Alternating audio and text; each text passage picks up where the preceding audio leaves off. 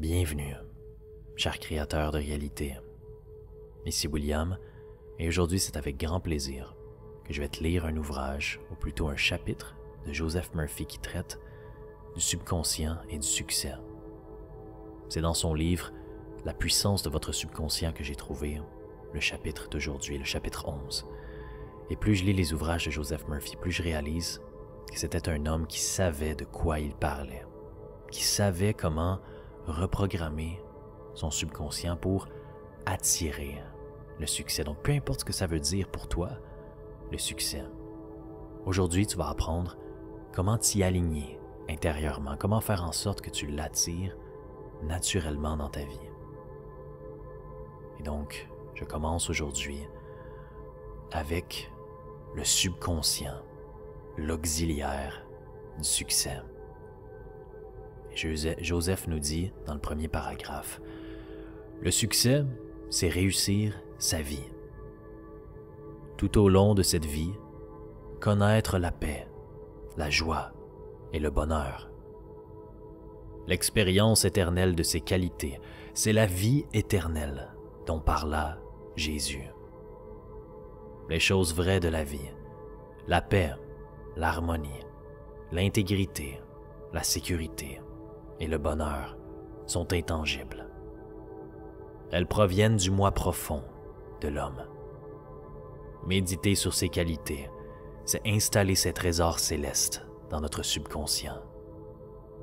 Ni les vers, ni la rouille ne détruisent.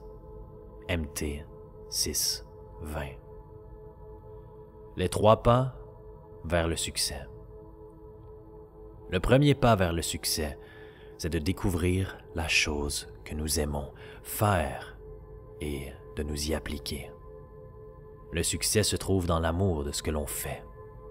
Si, par exemple, un homme est psychiatre, il ne suffit pas qu'il ait obtenu son diplôme, il faut qu'il reste informé des progrès de la science, qu'il assiste à des congrès, qu'il continue d'étudier les mécanismes de l'esprit. Le psychiatre qui réussit est celui qui va dans les cliniques et qui se tient au courant des dernières publications scientifiques. En d'autres termes, il s'informe des méthodes les plus avancées pour soulager la souffrance humaine. Le psychiatre, le médecin qui réussit est celui qui prend l'intérêt de ses malades à cœur. Quelqu'un dira, « Comment puis-je franchir ce premier pas? Je ne sais pas ce que je dois faire. » Dans ce cas, priez ainsi pour être dirigé. L'intelligence infinie de mon subconscient me révèle ma place véritable dans la vie. Et répétez cette prière tranquillement, positivement et avec amour à votre esprit profond. L'intelligence infinie de mon subconscient me révèle ma place véritable dans la vie. N'est-ce pas merveilleux comme affirmation? C'est vrai que les gens qui atteignent le plus de succès dans la vie, c'est des gens qui sont passionnés, parce qu'ils font toujours un petit peu plus que les autres. Ils sont prêts à aller un peu plus loin pour donner un service, pour servir. Et généralement, c'est une passion qui attire ce succès, c'est l'amour. Le succès, c'est l'amour, c'est ce que Joseph est en train de nous dire. Il nous montre que on peut être guidé vers ce qui est notre place véritable dans la vie. Donc je vais répéter encore cette prière pour ceux qui veulent l'écrire ou la noter. L'intelligence infinie de mon subconscient me révèle ma place véritable dans la vie. Tandis que vous persistez avec foi et avec confiance, la réponse vous viendra par le truchement d'un sentiment, d'une intuition ou d'une tendance dans une certaine direction. Elle vous viendra clairement, paisiblement, vous en prendrez silencieusement conscience. Le deuxième pas vers le succès, c'est de vous spécialiser dans une certaine branche d'activité et d'en connaître davantage que les autres. Par exemple, si un jeune homme choisit de devenir chimiste, il devra se concentrer sur l'une des nombreuses branches de ce domaine. Il devra donner tout son temps et toute son attention à la spécialité qu'il a choisie. Il faudra qu'il soit enthousiaste, au point d'essayer de tout connaître dans son domaine. Si possible, il devra en savoir plus long que quiconque. Ce jeune homme devra s'intéresser ardemment à son travail et être plein du désir de servir les hommes. Que celui qui veut être le plus grand d'entre vous soit le serviteur des autres. Il y a un grand contraste entre cette attitude d'esprit et celle de l'homme qui ne cherche qu'à gagner sa vie ou à être passable. Être passable, ce n'est pas atteindre le succès. Il faut que l'homme soit animé d'un motif plus grand, plus noble et plus altruiste. Il faut qu'il serve les autres, et ainsi tel qu'il est dit dans la Bible. Lance ton pain sur l'eau, à la longue, tu le retrouveras. Le troisième pas est le plus important. Il faut que vous vous assuriez que ce que vous voulez faire ne sert pas seulement votre succès. Votre désir ne doit pas être égoïste, il doit favoriser l'humanité. Il faut tracer la voie d'un circuit complet. Autrement dit, votre idée doit s'élancer dans le but de bénir ou de servir le monde. Le désir vous reviendra alors, secoué, tassé, pressé, débordant. S'il ne devait pas vous favoriser, le circuit, le cercle, ne serait pas fermé. Et un court-circuit consistant en limitation ou en maladie pourrait survenir dans votre vie. Wow, quelle belle description de Joseph Murphy des 3 pas les plus importants du succès. Donc, le premier pas, il nous a dit de demander d'être guidé par l'intelligence infinie vers notre place véritable dans la vie, vers ce qui nous passionne. Et le deuxième pas, c'est de nous spécialiser dans ce domaine et de servir l'homme. Le troisième pas, c'est de ne pas avoir un désir qui est complètement égoïste, mais de servir l'humanité, de servir son prochain pour avoir ce qu'il appelle un circuit fermé. Donc on se sert nous-mêmes et on sert les autres à la fois. N'est-ce pas merveilleux? La véritable mesure du succès. Certains penseront peut-être, qu'en est-il de ce type que j'ai vu au bulletin de nouvelles qui a récolté des millions de dollars sur le dos des petits épargnants en effectuant des manœuvres frauduleuses à la bourse? Il a réussi un coup fumant et je doute qu'il se préoccupe ne serait-ce qu'un instant du bien de l'humanité. Cette situation se produit hélas trop souvent, mais il faut la considérer pour ce qu'elle est. Une personne qui agit de cette façon peut sembler réussir pendant un certain temps, mais l'argent obtenu malhonnêtement a tendance à s'évanouir rapidement. Il est un proverbe qui dit « Bien mal acquis ne profite jamais ».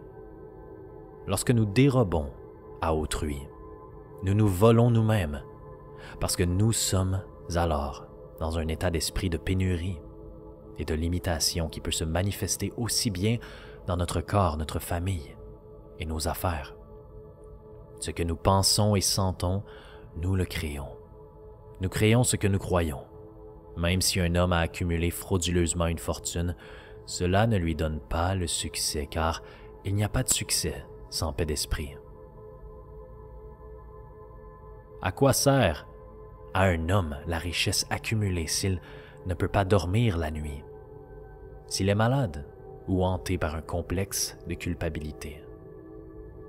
J'ai connu à Londres un homme qui me raconta ses exploits. Il avait un passé de criminel et avait amassé une grosse fortune. Il possédait une maison de campagne en France et vivait sur un pied royal en Angleterre. Cependant, il éprouvait la crainte constante d'être arrêté par Scotland Yard. Il était affecté de multiples désordres internes qui, indubitablement, avaient pour cause sa peur constante et son profond sentiment de culpabilité. Il savait qu'il avait mal agi et ce sentiment lui valait toutes sortes d'ennuis. Il finit par se rendre à la police et écopa d'une peine de prison. À sa sortie, il se fit conseiller sur les plans psychologiques et spirituels, et il se transforma. Il devint un citoyen honnête, trouva un travail à sa convenance et vécut heureux. Celui qui réussit aime son travail et s'exprime ainsi pleinement. Le succès dépend d'un idéal plus élevé que la seule accumulation de richesses. L'homme qui parvient au succès est celui qui possède une grande compréhension psychologique et spirituelle. Wow, je trouve que ce que Joseph vient de décrire dans ce paragraphe est très puissant. Que la richesse, c'est pas seulement attirer de l'argent, c'est être bien à l'intérieur, c'est avoir de la paix, c'est avoir un bon sentiment.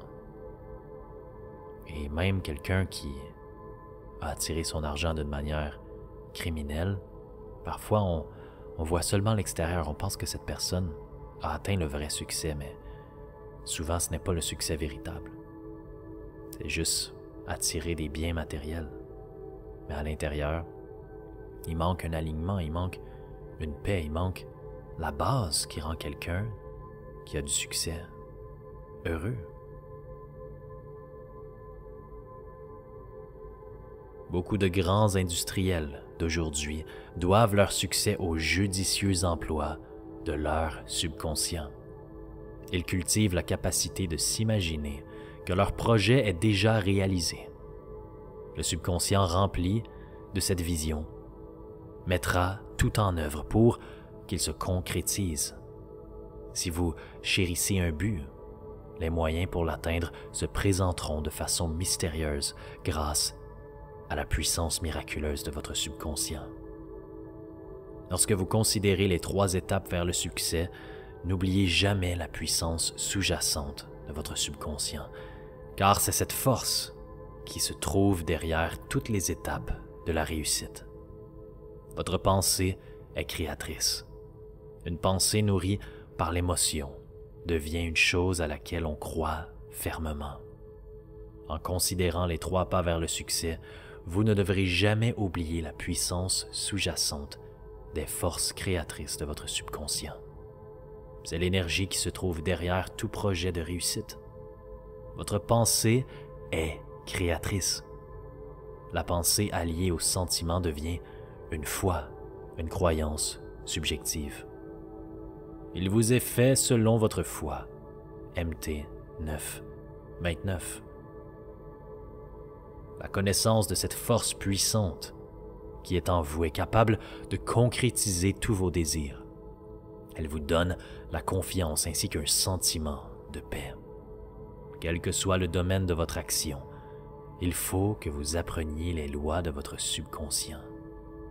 Lorsque vous avez appliqué les pouvoirs de votre esprit et que vous vous exprimez pleinement en offrant vos talents aux autres, vous êtes sur la voie du succès véritable. Si vous vous occupez ainsi des affaires de Dieu, Dieu par sa nature même est pour vous. Qui pourrait alors être contre vous?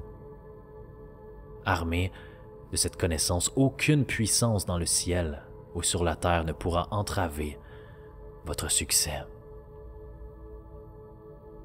Donc, le subconscient est le pouvoir derrière chacune de ces 3 étapes que Joseph vient de nous parler. Et c'est cette puissance qui nous donne la confiance ainsi qu'un sentiment de paix dans l'attraction du succès dans notre vie. Comment il réalisa son rêve? J'ai rencontré à Hollywood un acteur dont le nom est familier à la plupart des amateurs de cinéma et de télévision. Il m'a confié qu'il a grandi sur une petite ferme du Midwest américain et que sa famille vivait de peine et de misère, des fruits de la terre. Son seul divertissement était la télé, mais sa famille ne possédait qu'un vieil appareil qui ne captait que 2 canaux, ce qui ne l'a pas empêché de rêver qu'il était un acteur. Son rêve a graduellement pris de plus en plus de place dans sa vie.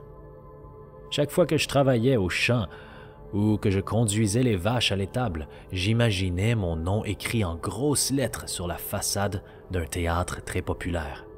Je voyais tous les détails de la scène, la foule de mes admirateurs à l'entrée et les journalistes qui désiraient m'interviewer. J'ai inlassablement imaginé cette scène pendant plusieurs années. Finalement, j'ai quitté la ferme pour Los Angeles, où je jouais des rôles secondaires dans des films et des émissions de télévision. J'ai rapidement obtenu un premier rôle au théâtre. Le soir de la première, à mon arrivée sur les lieux, j'ai été estomaqué. Mon nom était étalé en grosses lettres. Une foule de spectateurs était postée à l'entrée du théâtre et des journalistes m'attendaient pour m'interviewer, exactement comme dans ma vision. Je sais mieux que tout autre que l'imagination peut réellement nous mener jusqu'à la réussite. Donc l'histoire que Joseph vient nous parler nous démontre exactement comment la création du succès peut se passer avec le pouvoir du subconscient. C'est ce que j'appelle vivre dans la faim, ou même Neville parle de vivre dans la faim. Commencer à visualiser, de ressentir notre désir comme étant déjà réalisé, comme étant déjà vrai, de vivre dans cette finalité jusqu'à ce qu'elle vienne vers nous d'une manière qu'on n'aurait pas nécessairement pu être capable de voir mentalement d'avance, de planifier. Son rêve d'avoir une pharmacie est devenu réalité. Il y a de cela quelques années, j'ai connu une jeune pharmacienne du nom de Marie S., qui travaillait pour une grande chaîne de pharmacies. Un jour, alors que j'attendais mes médicaments, nous avons entamé la conversation.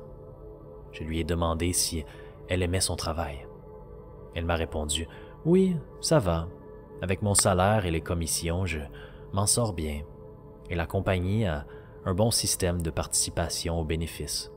Avec de la chance, je pourrai prendre ma retraite à un âge qui me permettra de jouir encore de la vie. » J'ai gardé le silence pendant un moment, puis je lui ai demandé « Est-ce que cela se passe comme vous vous l'imaginiez lorsque, encore enfant, vous avez décidé de devenir pharmacienne? » Elle est devenue pensive, puis elle m'a avoué « Eh bien, non. Enfin, je crois que non. Je m'imaginais que je possédais ma propre pharmacie. Je me voyais marcher dans la rue et des gens me saluaient par mon nom. Et moi aussi, je connaissais leur nom parce que j'étais leur pharmacienne. Vous allez trouver cela bizarre, mais je rêvais même que des parents me téléphonaient en pleine nuit parce que leur enfant était malade. Je me voyais enfiler mon manteau par-dessus mon pyjama et me rendre à la pharmacie pour leur procurer les médicaments dont ils avaient besoin. Ce n'est pas exactement ce que je fais présentement. Je travaille de 9 à 17 heures derrière un comptoir ou dans l'arrière-boutique. C'est en effet très différent, lui ai-je répondu. Mais pourquoi ne pas chercher à réaliser votre rêve? Ne seriez-vous pas plus heureuse et plus productive? Élargissez vos perspectives. Sortez d'ici. Ouvrez votre propre pharmacie. Comment faire? Répondit-elle en secouant la tête. Cela demande beaucoup d'argent et j'en ai à peine assez pour payer le loyer et les dépenses courantes. J'ai alors partagé avec elle cette chose merveilleuse. Quelle que soit la chose en laquelle on croit, on peut l'inviter à se manifester dans notre vie.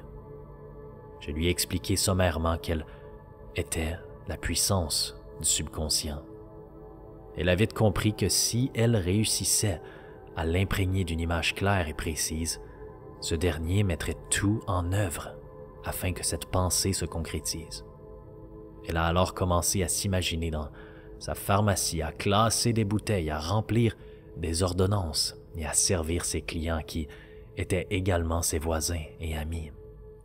Elle imaginait également que son compte en banque était bien rempli. Comme un bon acteur, elle vivait son rôle à la perfection. Faites comme si j'existais et j'existerais. Elle s'est donnée entièrement à sa visualisation, agissant, vivant, bougeant et agissant comme si elle possédait sa propre pharmacie. Plusieurs années plus tard, j'ai reçu une lettre de Marie qui m'a raconté ce qui lui était arrivé depuis notre conversation. La compagnie pour laquelle elle travaillait avait fait faillite à cause de la concurrence.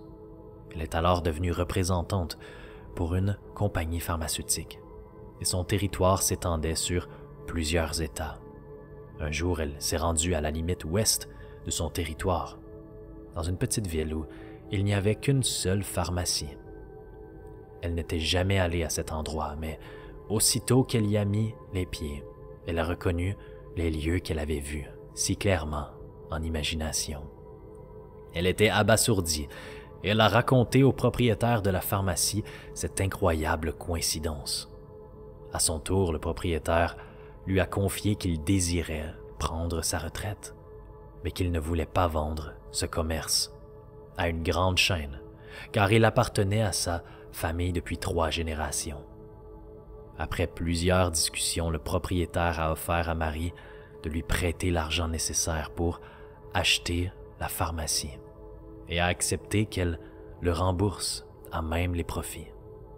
Aussitôt, Marie a déménagé avec sa famille et, peu de temps après, elle a pu payer un acompte sur une belle vieille maison non loin de sa pharmacie. Aujourd'hui, elle se rend à son travail, à pied, et les gens la saluent, l'interpellant par son nom. Ils la connaissent, parce que c'est leur pharmacienne. Wow, quelle histoire puissante! Lorsqu'on commence à vivre dans la faim, l'univers commence à nous diriger vers cette finalité, vers cette réalisation. Et parfois d'une manière inattendue, ou du moins toutes les fois d'une manière inattendue, nous attirons cette chose vers nous. Souvenez-vous qu'un cœur rempli de reconnaissance est toujours à proximité des richesses de l'univers. Multipliez vos ventes en répétant cette affirmation régulièrement. Mes ventes augmentent jour après jour. Je progresse et je suis de plus en plus riche chaque jour. Cessez de souscrire à des pensées telles que « il n'y en a pas assez pour rouler »,« il y a une pénurie ». De telles affirmations augmentent et multiplient votre perte. Recourir à son subconscient dans les affaires. Il y a quelques années, je fis une conférence sur les pouvoirs de l'imagination et du subconscient devant un groupe d'hommes d'affaires. Au cours de ma conférence, je fis remarquer comment Goethe se servait sagement de son imagination lorsqu'il se trouvait devant des difficultés et des obstacles. Ses biographes nous disent qu'il avait coutume de passer des heures à tenir des conversations imaginaires. On sait qu'il avait l'habitude d'imaginer qu'un de ses amis se trouvait assis devant lui, lui répondant avec pertinence. En d'autres termes, s'il se trouvait devant des problèmes, il imaginait que son ami lui donnait la réponse appropriée, accompagnée par ses gestes habituels et le ton de sa voix. Et il rendait toute cette scène aussi vivante et réelle que possible. Parmi ceux qui assistaient à cette conférence se trouvait un jeune agent de change. Il se mit à adopter la technique de Goethe. Il prit l'habitude de s'entretenir mentalement avec un banquier multimillionnaire de ses amis, l'entendant le féliciter de son jugement sage et le complimenter sur ses excellents placements en bourse. Il dramatisait cette conversation imaginaire au point de la fixer sous forme de croyance dans son esprit. La conversation intérieure et son imagination contrôlée s'accordèrent admirablement avec son but, qui était de faire de bons placements pour ses clients, qu'il souhaitait ardemment voir devenir prospères grâce à ses sages conseils. Cet homme recourt toujours à son subconscient dans ses affaires. Il s'est assuré de brillants succès. Ça, c'est une technique magnifique d'avoir des conversations intérieures avec une personne, une scène qui assume que notre désir est déjà réalisé. Pour lui, c'était de parler avec son banquier multimillionnaire et que son banquier lui disait, le félicitait pour son jugement sage, complimentait ses excellents placements en bourse. Cela lui faisait sentir le sentiment du désir réalisé et reprogrammait son subconscient vers l'atteinte de cette réalité. Un garçon de 16 ans fait d'un échec une réussite. Un jeune garçon qui étudiait au secondaire me dit « J'ai de très mauvaises notes. La mémoire me fait défaut et je ne sais pas ce que j'ai. » J'ai découvert que la seule chose qui nuisait à ce garçon était l'indifférence et le ressentiment qu'il éprouvait envers certains de ses professeurs et de ses condisciples. Je lui ai enseigné comment se servir de son subconscient et comment réussir ainsi ses études. Il se mit à affirmer certaines vérités plusieurs fois par jour, particulièrement le soir avant de s'endormir et aussi le matin en s'éveillant. Ce sont les meilleurs moments pour impressionner le subconscient. Il affirmait ce qui suit. « Je prends conscience que mon subconscient est la resserre de ma mémoire. Il retient tout ce que je lis et tout ce que disent mes professeurs. J'ai une mémoire parfaite et l'intelligence infinie de mon subconscient me révèle constamment tout ce que j'ai besoin de savoir pour tous mes examens, écrits et oraux.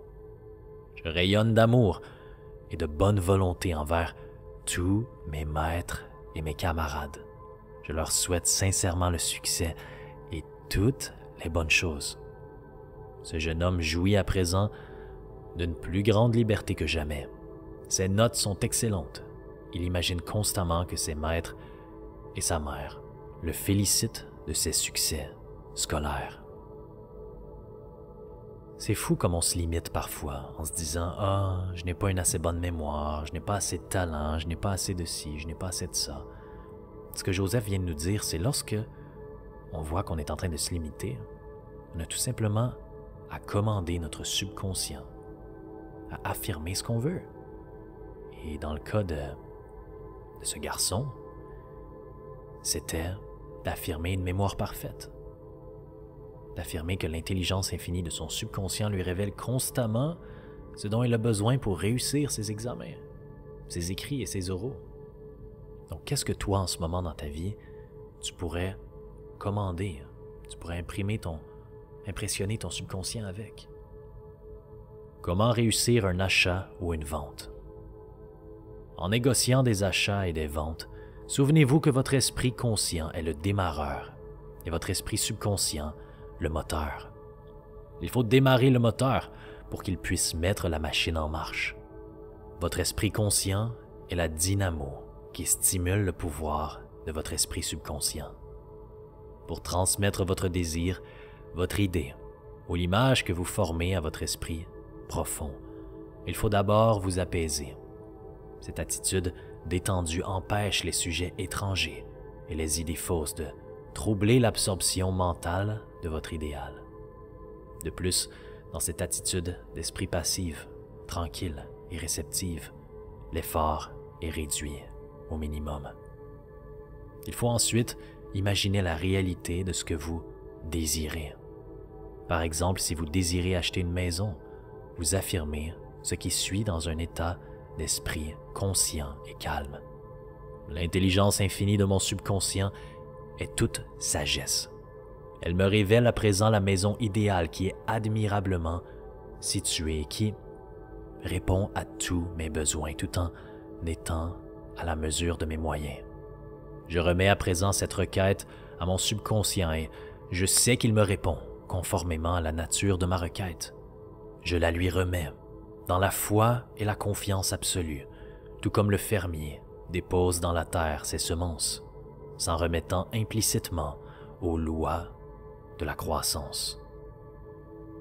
La réponse de votre prière peut venir sous forme d'une annonce dans le journal, de l'intervention d'un ami, ou encore vous pourrez être dirigé vers la maison qui sera exactement celle que vous cherchez.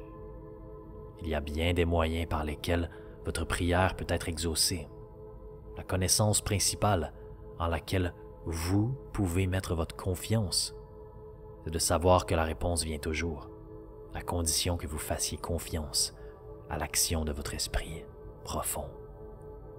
Peut-être souhaitez-vous vendre votre maison, une terre ou quelque autre bien.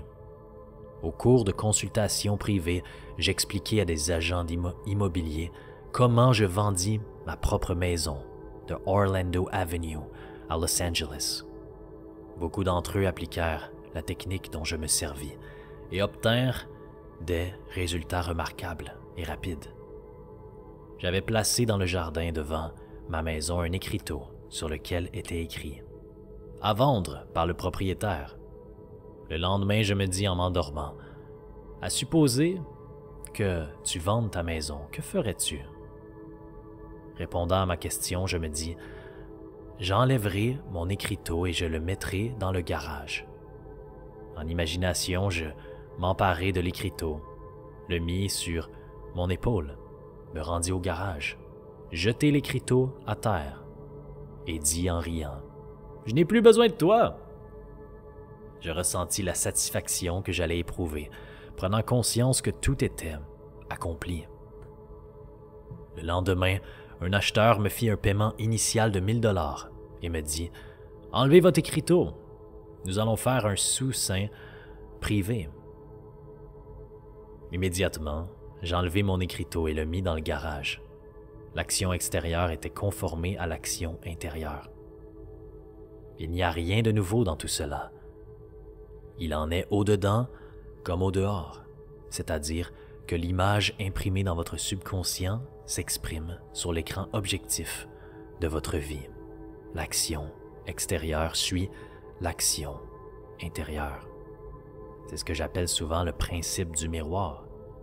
Peu importe l'action intérieure qu'on va porter, ça va être reflété inévitablement dans notre monde extérieur. Voici une autre méthode pour vendre une maison ou une propriété. Affirmez lentement, tranquillement, de façon bien sentie. L'intelligence infinie attire l'acheteur de cette maison, celui qui en a besoin et qui en tirera profit. Il m'est envoyé par l'intelligence créatrice de mon subconscient qui ne commet pas d'erreur. Cet acheteur pourra voir d'autres maisons, mais seule la mienne l'intéresse. C'est elle qui l'achètera, car il est dirigé par l'intelligence infinie qui est en lui. Je sais que tout sera parfait, l'acheteur, le moment et le prix de vente. Les courants profonds de mon subconscient sont à présent actifs et nous mettent en rapport dans l'ordre divin. Je sais qu'il en est ainsi. Souvenez-vous toujours que ce que vous cherchez vous cherche, et chaque fois que vous souhaitez vendre une maison ou quelque bien que ce soit, il y a toujours quelqu'un qui désire ce que vous avez à offrir. En vous servant correctement des pouvoirs de votre subconscient, vous libérez votre esprit de tout sentiment de compétition et d'anxiété dans vos achats, comme dans vos ventes. Comment elle réussit à obtenir ce qu'elle voulait? Une jeune dame assistait régulièrement à mes cours et à mes conférences. Elle était obligée de changer 3 fois d'autobus et il lui fallait 1h30 pour s'y rendre. Au cours d'une conférence, j'expliquai comment un jeune homme qui avait eu besoin d'une voiture pour son travail l'avait obtenue. Cette jeune personne décida de mettre cette technique à l'épreuve. Voici ce qu'elle m'écrivit ensuite pour me narrer comment elle avait appliqué ma méthode. Je publie sa lettre avec sa permission. « Cher Dr. Murphy, voici comment j'ai reçu la Cadillac que je désirais pour me rendre régulièrement à vos cours. En imagination, je me mis à accomplir tous les gestes de la conduite d'une voiture, comme si, en fait, j'en conduisais une. Puis je me rendis chez le concessionnaire et le vendeur me fit essayer une voiture.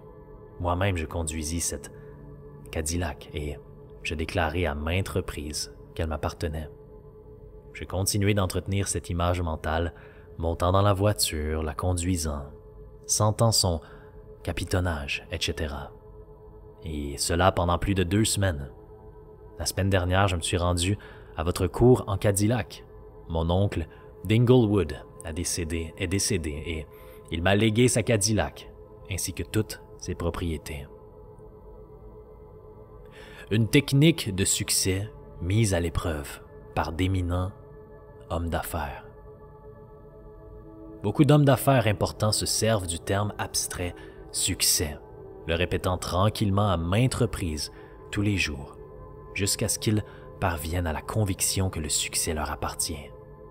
Ils savent que l'idée du succès contient tous les éléments essentiels du succès. Vous pouvez vous aussi vous mettre à répéter le mot « succès » avec foi et conviction. Votre subconscient va l'accepter comme vrai pour vous et vous serez inconsciemment contraint de réussir. Vous êtes contraint d'exprimer vos croyances, vos impressions et vos convictions subjectives. Qu'est-ce que le succès implique pour vous? Sans doute, voulez-vous réussir dans votre vie familiale et dans vos rapports avec les autres. Vous souhaitez aussi exceller dans la profession ou dans le métier que vous avez choisi. Vous désirez posséder un beau foyer, avoir tout l'argent dont vous avez besoin pour vivre dans le confort et le bonheur. Vous voulez aussi réussir votre vie spirituelle et bénéficier de vos contacts avec le pouvoir de votre subconscient. Vous aussi, vous êtes en affaires parce que vous êtes dans l'affaire de la vie. Devenez un entrepreneur qui réussit en vous imaginant en train de faire ce que vous aspirez à faire et possédant les choses que vous désirez posséder. Servez-vous de votre imagination, participez mentalement à la réalité du succès. Faites-en une habitude, endormez-vous chaque soir parfaitement satisfait, avec le sentiment d'avoir réussi. Vous parviendrez à implanter l'idée du succès dans votre subconscient. Croyez que vous êtes né pour réussir et des merveilles se produiront tandis que vous priez. Résumé. Le succès, c'est réussir sa vie. Si vous êtes paisible, heureux, joyeux, faisant ce que vous aimez faire, vous avez réussi. Découvrez ce que vous aimez faire et puis faites-le. Si vous ne connaissez pas votre expression véritable, demandez à être dirigé. La direction vous viendra. Spécialisez-vous dans le domaine que vous avez choisi et essayez d'en savoir plus que tout autre. Un homme qui réussit n'est pas égoïste. Son principal désir est de servir l'humanité. Il n'y a point de réussite sans paix de l'esprit. Un homme qui réussit possède une grande compréhension de la psychologie et de la spiritualité. Si vous imaginez clairement un objectif, vous recevrez tout ce qui est nécessaire à sa réalisation grâce à la miraculeuse puissance de votre subconscient. Votre pensée, alliée au sentiment, devient une croyance objective, et il vous est fait selon votre foi. La puissance de l'imagination soutenue attire les puissances miraculeuses de votre subconscient. Si vous désirez obtenir de l'avancement dans votre travail, imaginez que votre employeur, votre supérieur ou un être que vous aimez vous félicite de votre promotion. Faites-en une image vivante, réelle. Entendez la voix, voyez les gestes, sentez la réalité de tout cela. Continuez de faire cela fréquemment en occupant ainsi votre esprit. Vous obtiendrez la joie de la prière exaucée. Votre subconscient est une resserre de la mémoire. Pour avoir une mémoire parfaite, affirmez fréquemment. L'intelligence infinie de mon subconscient me révèle tout ce que j'ai besoin de savoir, à tout moment, partout. Si vous désirez vendre une maison ou quelque bien que ce soit, affirmez lentement, tranquillement, en le sentant bien. L'intelligence infinie m'attire l'acheteur de cette maison ou de ce bien. Celui qui le désire et en tirera profit. Maintenez cet état de conscience et les courants de votre subconscient vous en donneront la manifestation. L'idée du succès contient tous les éléments du succès. Répétez le mot « succès » fréquemment, avec foi et conviction. Vous serez inconsciemment contraint de réussir. Une des raisons pour lesquelles les gens arrivent à peine à joindre les deux bouts et n'ont jamais suffisamment d'argent est qu'ils condamnent l'argent. Ce dont vous condamnez s'envole et disparaît. Donc c'était le chapitre sur le succès de Joseph Murphy. J'ai beaucoup aimé les 3 étapes qu'il nous a parlé pour attirer le succès dans notre vie. La première, c'est d'être guidé, de demander d'être guidé vers notre vraie place. Et la deuxième, c'est de se spécialiser et de devenir, d'en savoir plus que tout sur cette passion qui nous anime. Et en troisième lieu, comme il nous a dit, c'était vraiment d'avoir un désir qui n'est pas égoïste, mais de vouloir servir l'humanité, servir son prochain. Et c'est vraiment des étapes importantes pour s'aligner avec son succès divin.